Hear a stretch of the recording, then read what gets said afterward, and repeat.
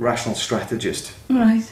glasses. Now I'm putting on a complexity glasses, and you're now not narrowing it down into a nice little focus. Right. You're now seeing the world, the big picture, the human interaction, the self-organization, the evolution, the fact that we only evolve, we only kind of change the way we're doing things. If we're frightened, if we're moved slightly, if we're excited by something, if we have emotion about something. But how is that applied then to an organisation in reality? Because from what I can hear, what you're saying to me is you've come with this academic background, you've come with this concept of complexity, Yeah.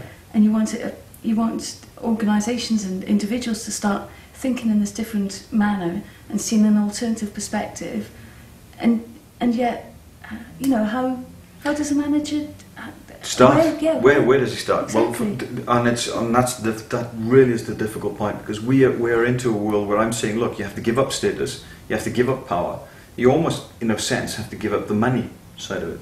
But how? Well, you have to. That's not how. That's for you to decide, or certainly for the manager to decide. But you've got, first of all, make that decision that I'm comfortable with giving up status, power, and money. If you do that, if you start that process, you start to give it away. You start to give away power to the people. Sounds quite social. Because if you give, I'm sure somebody said that, didn't they? Yeah, I think so. We'll have letters about that. Yeah. You start to give away power to the people, and then what you get then is this idea, this notion that they make decisions. If they make decisions, they own it. I mean, I always go back to the kind of, you've seen the Batman and Robin films and movies where they fight, and then the old on the television, the kind of cartoon one, and the big kind of messages come up: pow, whop, bang. Well, pow is one of them, because remember it. Participation, ownership, and warranty. Right. If you get them to participate in the decision making, they own it.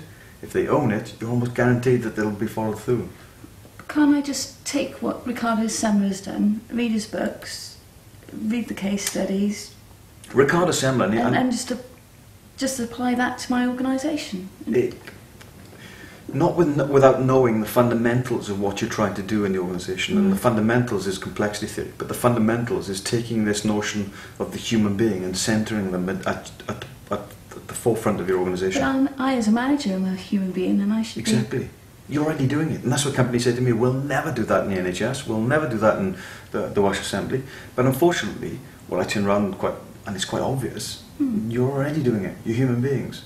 Right. You pretend otherwise. You act as a manager, or as a line manager, or as a director, in the expectations of what others think that you should be. Right. So you act like a manager. I'm in control. I know what I'm doing. This is status because I wear a shirt and tie.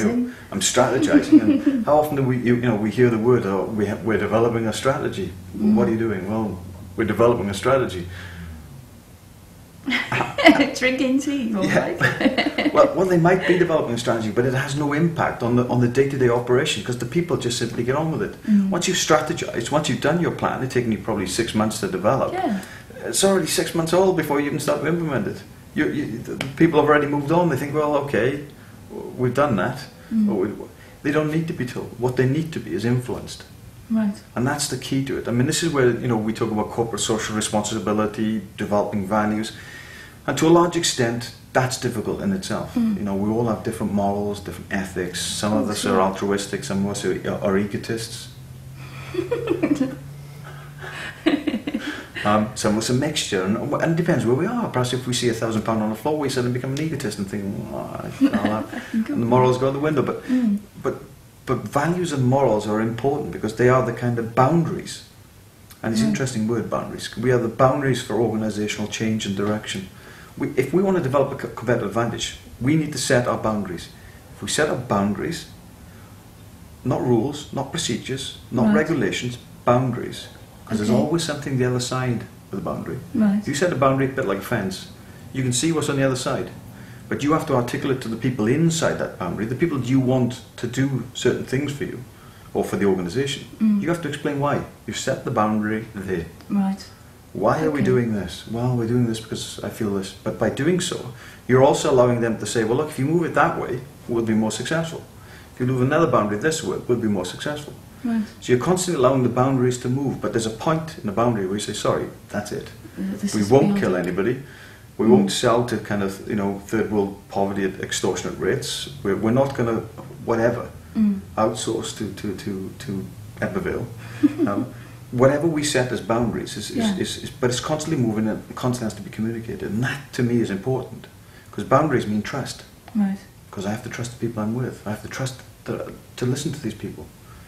That risk and creativity, for example, is important.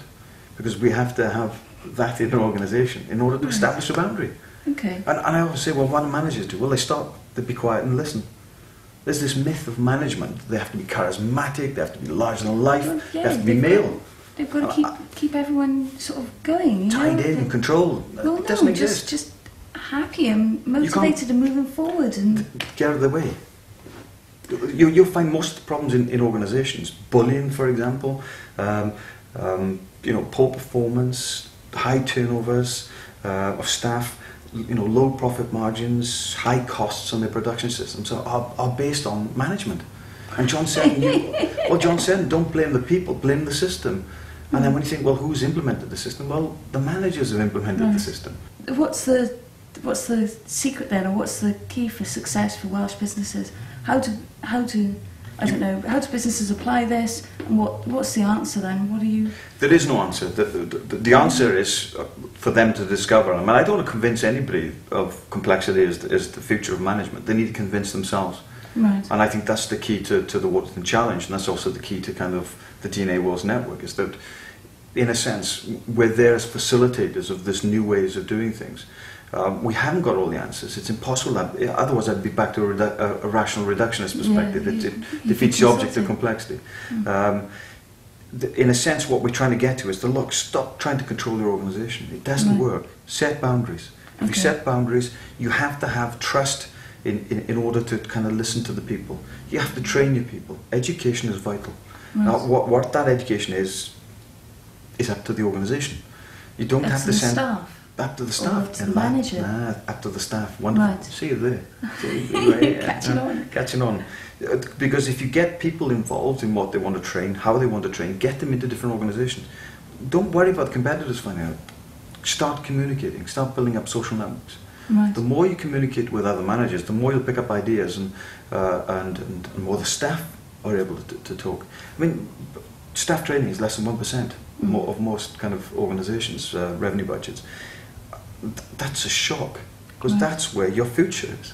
Yeah. It's not the management, it's the staff and the people within the organisation. But this isn't a kind of panacea for staff. This isn't where we kind of go in and we all lie around on the grass and mill over through stories and then perhaps do a little bit of work in between. This is where we start to take ownership and place it firmly with the staff themselves. If they don't do a good job, they don't get any income from customers, or they start to lose customers, and guess what? They're going to be out of business. Right. We have to stop this kind of idea that the managers are responsible for everything. They're not. The staff are responsible. Okay. And that's the most important, I see as kind of mindset change, is that we start to get the employees in Wales thinking it's their organisation. They own the organisation. Right. So you're defining boundaries rather than targets. Targets details. Don't work. Targets are always historical. Right. So they're always looking back. Well, we don't want that. We want to be looking forward. We want to constantly adapt our organisations. Okay. If we can set boundaries, if we can allow the staff to take ownership, we can have trust, risk and creativity. Right. We're constantly adapting, constantly evolving, looking for new ways of doing things from a day-to-day basis, from a minute-to-minute basis. We'll be successful in Wales. Okay. We have to do that, otherwise we won't survive. Okay, thank you. Well, thank you. Thank you, Nicolette. And thank you. I hope you enjoyed that. Rydyn ni'n gobeithio eich bod chi wedi mwynhau'r cyfweliadau ac edrychwn ymlaen at weld chi yn y dyfodol yn y gyfres nesaf o Her Waterton.